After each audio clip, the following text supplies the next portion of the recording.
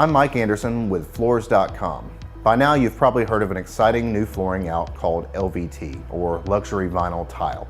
It comes in numerous different formats. It comes in tiles, planks, they have floating floors, glue down floors, all kinds of different things. What a lot of people don't know is this product's been out for over 20 years.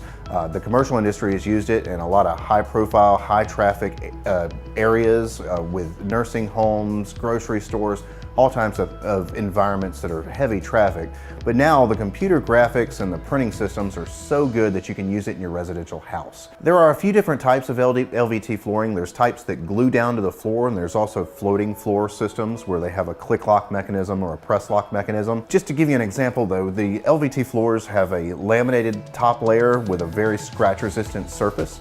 They typically have a vinyl core made from virgin material so it doesn't expand or contract. It rates other types of floorings do.